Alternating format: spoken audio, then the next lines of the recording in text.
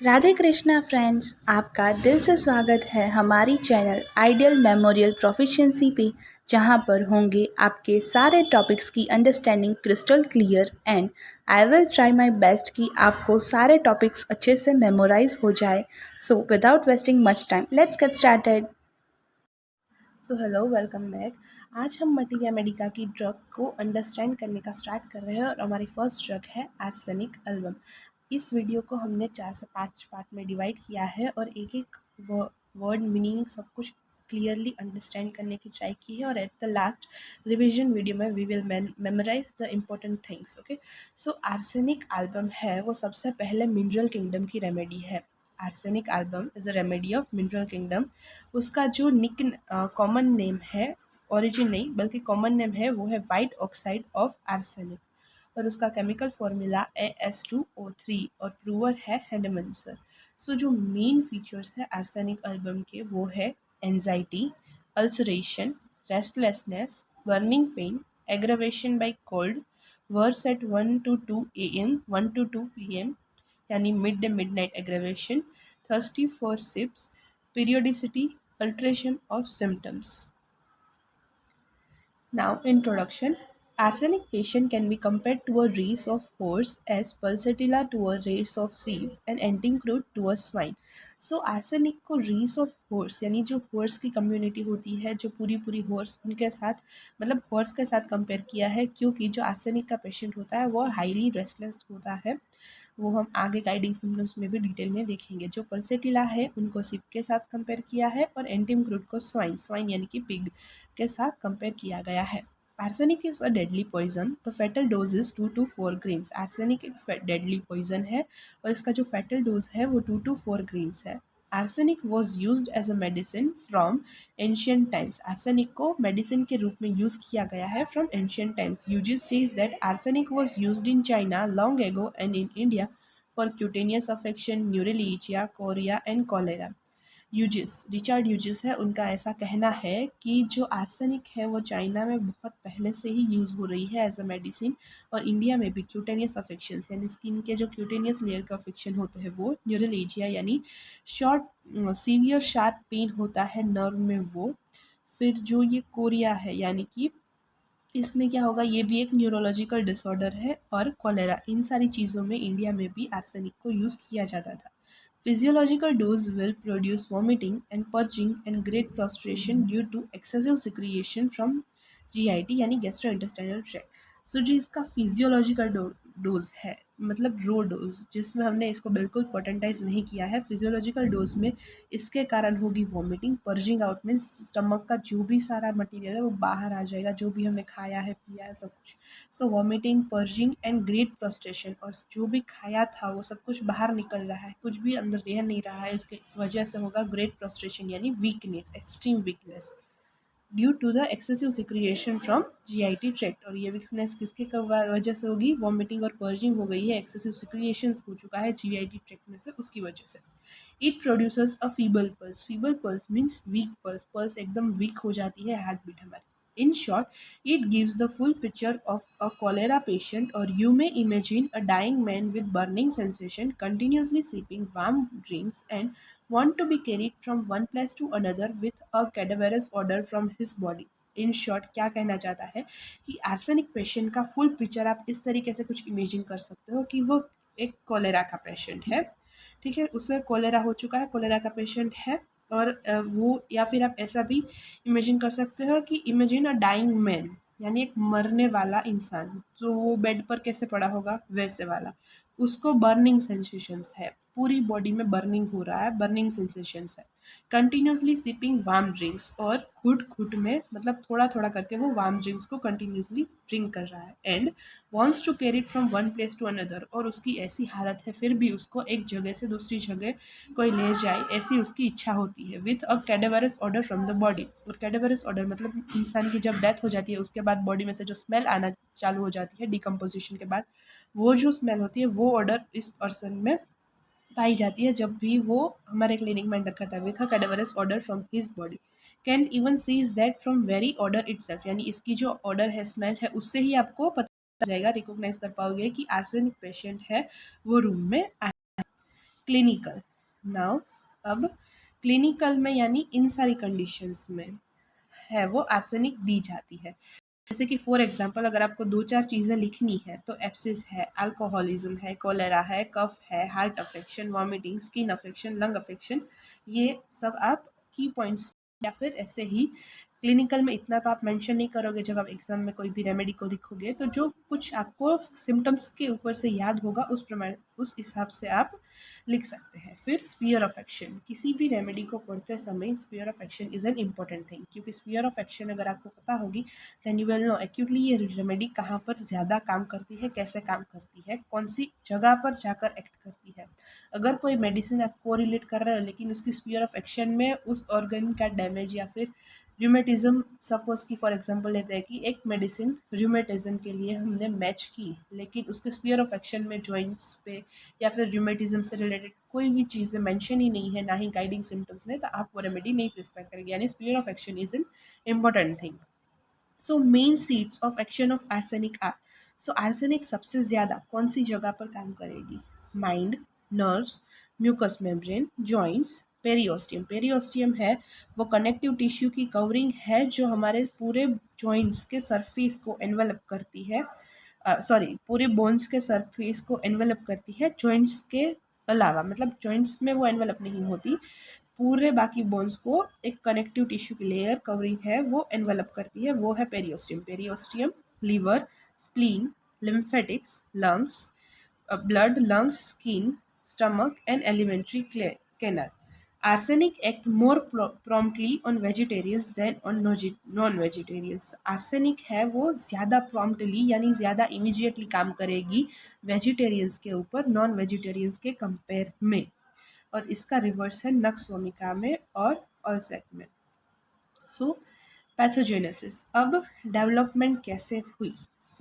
अगर हम emotional level पे डेवलपमेंट देखें कि मेंटल लेवल पे इस डिसीज़ की पैथोजेनेसिस डेवलपमेंट कैसा है, तो जो एसेंशियल प्रोसेस है underlying arsenic pathology is deep seated insecurity. जैसे कि हम होम्योपैथी में कहते हैं कि everything begins at mind, 99% is there in mind और 1% फिर फिजिकल में दिखता है, सबसे पहले वाइटल फोर्स अफेक्ट होगा। उसी तरीके से सबसे पहले अगर बॉडी में कुछ भी है तो वो आपको अगर कहीं ना कहीं वाइटल फोर्स इफेक्ट हुआ है तो कोई ना कोई डैमेज की वजह से हुआ है, कोई ना कोई बैलेंस इम्बैलेंस हो चुका है उसकी वजह से। तो जो आर्सेनिक है उसकी पैथोलॉजी तब डेवलप होना चालू होती है जब उसमें डीप सीटेड इनसिक्योरिटी हो, उसको इनसिक्योरिटी होती है ज़्यादा से ज़्यादा चीज़ों को लेकर, और ये इनसिक्योरिटी है वो अर्ली स्टेज से ही डोमिनेट करती है उसको, कि अर्ली स्टेज से ही इनसिक्योरिटी उसमें दिखने लगती है। कैसे इनसिक्योरिटी होगी? उसको ऐसा लगेगा कि जैसे ये पूरा वर्ल्ड है उसके सामने वो वीक है, डिफेंसलेस है, और ये उसका की मैनिफेस्टेशन है। फिर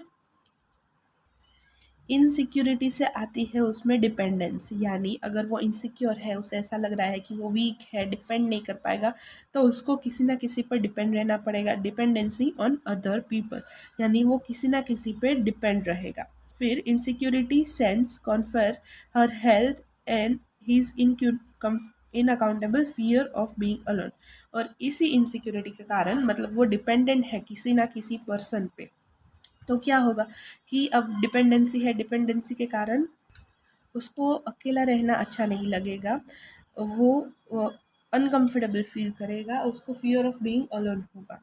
ठीक है, not for interaction of more और reassurance and support than anything else, मतलब उसके आसपास पर्सन्स उसको मतलब पीपल सपोर्ट्स चाहिए हो, पसंद होगा, मतलब उसको अच्छा लगेगा जब उसके आसपास कोई ना कोई प्रेजेंट होगा, उसे हमेशा ऐसी फीलिंग रहेगी कि मेरे आसपास कोई ना कोई हो, लेकिन इसीलिए नहीं क्योंकि उसको उसके साथ बात करनी है, जैसा कि फॉस्फोरस में होता है, उसको रीअश्योरेंस चाहिए, उसको सपोर्ट चाहिए, दूसरा कुछ नहीं चाहिए। वो पॉजिटिव होगा अपने ऑब्जेक्ट्स को लेकर, अपने पैसों को लेकर, और स्पेशली अपने आसपास वाले पीपल्स को लेकर। फिर वो सेल्फिश भी होगा थोड़ा बहुत, वो टेकर ज़्यादा होगा, give supports with expectation to get support, और वो किसी को सपोर्ट भी देगा तो वो इसीलिए सपोर्ट देगा क्योंकि एक्सपेक्ट करेगा कि सामने वाला भी फिर मुझे सपोर्ट करेगा। फिर होगा फास्टिडियसनेस यानी क्लीनलीनेस, जो उसके अंदर की एंजाइटी और इनसिक्योरिटी है उससे आती है उसमें फास्टिडियसनेस, यानी अंदर की इनसिक्योरिटी को वो कब छुपा नहीं सकता या फिर वो इनसिक्योर है, रेस्टलेस है, तो वो फिर आसपास की चीज़ें ठीक करता रहता है और इसीलिए उसको कोई भी चीज़ यहाँ से वहाँ नहीं चाहिए, जैसी होनी चाहिए वैसी परफेक्ट चाहिए। फास्टिडियसनेस होगा उसमें। फिर एंजाइटी अबाउट हेल्थ होगी, मतलब वो अपनी हेल्थ को लेकर बहुत ही ज़्यादा एंशियस होगा। फिर एंजाइटी का अगर लेवल अप हो गया तो फिर उसको बोलेंगे एंग्यूस, और इसी एंजाइटी को इंक्रीज करने के कारण एंग्यूस आ जाता है। एंग्यूस के कारण उसकी बॉडी में आती है रेस्टलेसनेस। उसको एंजाइटी होती है अदर्स के लिए भी, उसको ऐसा लगेगा कि मेरे आसपास के लोग हैं वो उसके सामने में डिफेंसलेस हूँ। उसको एंजाइटी होगी कहीं मुझे ये लोग छोड़ के तो नहीं चले जाएंगे, ये सब कुछ। तो ये सारा मेंटल स्पीयर के उसके सिम्टम्स है। Insecurity, dependency, selfishness, possessiveness, fastidiousness, anxiety about health and anxiety about others. So ये सारी चीज़ों के बाद अब देखते हैं बॉडी के लेवल पर क्या क्या पैथोलॉजिकल चेंजेस आते हैं। Arsenic is a poison and causes constant violent irritation to all this tissues such as. Arsenic है वो एक पॉइजन है और एक constant and violent irritation produce करता है सारे टिश्यूज में। जैसे कि first, action on GIT, gastrointestinal tract, it produces a picture like cholera asiatica. GIT पे सबसे पहली उसकी एक्शन होगी, क्योंकि वॉमिटिंग, पर्जिंग सब जीआईटी में खाना खाएंगे, पहले जीआईटी में जाएगा, उसके बाद वॉमिटिंग और वो होगा, तो एक कोलेरा पेशेंट का जो पिक्चर होता है वो मिलेगा जीआईटी में सबसे पहले। फिर जीआईटी से जैसे कि खाना स्मॉल इंटेस्टाइन में जाता है, फिर उसका एसिमिलेशन होता है, एब्जॉर्प्शन होता है तो ब्लड में, तो it attacks blood causing septic changes, blood में सेप्टिक चेंजेस क्रिएट करेगा। एक्सएंथेमाटा, एकाइमोसिस एंड पेटियल हेमोरेज, मतलब एक्सएंथेमेटामा मतलब होता है कि a discolouration of skin resulting from the bleeding underneath totally caused by bruising, यानी किसी ने किसी ब्लंट ऑब्जेक्ट से आपको मारा और जो स्किन के नीचे ब्लूइश फॉर्मेशन हो जाता है, डिस्कलरेशन हो जाता है, ब्लीडिंग होती है अंडरनेथ द स्किन, यानी स्किन की बाहर ब्लीडिंग नहीं हो रहा है, स्किन के अंदर हो रहा है ब्लीडिंग और उसके कारण डिस्कलरेशन हो जाता है वो। एक्जेंथेमाटा इकाइमोसिस, यानी कि skin rash accompanying a disease और रैश, मतलब एक स्किन का ऐसा रैश फॉर्मेशन हो जाता है स्किन के ऊपर जिसके कारण उसको डिसीज हो जाता है। एंड पिटिचियल हेमरेज, मतलब tiny round brown purple spots हो जाते हैं और ब्लीडिंग होता है अंडर द स्किन। तो इस प्रकार से हेमरेज होता है। सो सबसे पहले जीआईटी, उसको पिक्चर दिखागा कोलेरा एसियाटिका के जैसा। फिर ब्लड में हो गए सेप्टिक चेंजेस। फिर आएगा ब्लड से वेन्स में अफेक्ट करेगा। Varies with burn like fire specially at night, veins में फिर वो बर्न प्रोड्यूस करेगा, ऐसा बर्न होगा कि जैसे फायर है, किसी ने कोयला रख दिया है ऐसा। So burns like fire specially at night and specially at night. It attacks serous membrane causing copious serous effusion, वो सीरस मेम्ब्रेन को अफेक्ट करेगा। फिर वेन्स के बाद सीरस मेम्ब्रेन, सबसे पहले हमने क्या देखा, GIT, blood, veins, now fourth is serous membrane, यानी आप देखते जाओ ब्लड फिर फ्लो कहाँ से करेगा, आर्टरीज और वेन में से, फिर वेन्स और उसमें फ्लो करेगा तो कहीं ना कहीं सीरस मेम्ब्रेन तो प्रेजेंट होगी, तो फिर वो अफेक्ट करेगा सीरस मेम्ब्रेन को और copious means large serous effusion करेगा। It attacks gland with indurate and suppurate, फिर वो ग्लैंड, सीरस मेम्ब्रेन ग्लैंड्स में होगी, फिर वो ग्लैंड्स पे अफेक्ट करेगा। सीरस मेम्ब्रेन में एफ्यूजन प्रोड्यूस करने के बाद ग्लैंड्स इंड्यूरेट मीन्स हार्ड हो जाएगी एंड सुपुरेट्स मीन्स वहाँ पर पस फॉर्मेशन होगा। पस फॉर्मेशन हुआ मतलब inflammatory swelling with burning lancinating pain, जैसे वहाँ पर कोई छोटी छोटी वो लेंसिल्स होती है, ब्लड प्रिक करने के लिए हम यूज़ करते हैं लेंसिनेटिंग पेन, वो कोई चुभा रहा, ऐसी वाली swelling. It causes inflammatory swelling with burning lancinating pain. It attacks periosteum, फिर वो अटैक करेगा इन्फ्लामेशन के बाद पेरियोस्टियम पे।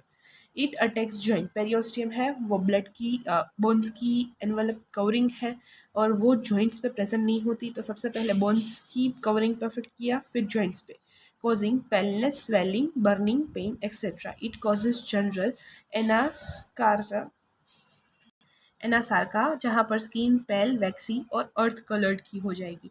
इट कॉजेज रैपिड इमाशिएशन, फिर होगा रैपिड इमाशिएशन, वीकनेस आ जाएगी, एक्सट्रीम वीक पर्सन हो जाएगा। It also causes ulceration which burns like fire producing pain and discharge with scanty putrid and offensive. So फिर उसको अल्सर्स प्रोड्यूस हो गए जो बर्न करेंगे फायर के जैसे, प्रोड्यूसिंग पेन्स एंड डिस्चार्ज, और फिर पेन्स होगा वहाँ पर डिस्चार्ज ऐसा निकलेगा जो स्कैंटी होगा, पुट्रीट होगा और ऑफेंसिव होगा। The skin is irritated, producing violent itching and burning, followed by eruptions, ulcerations, etc.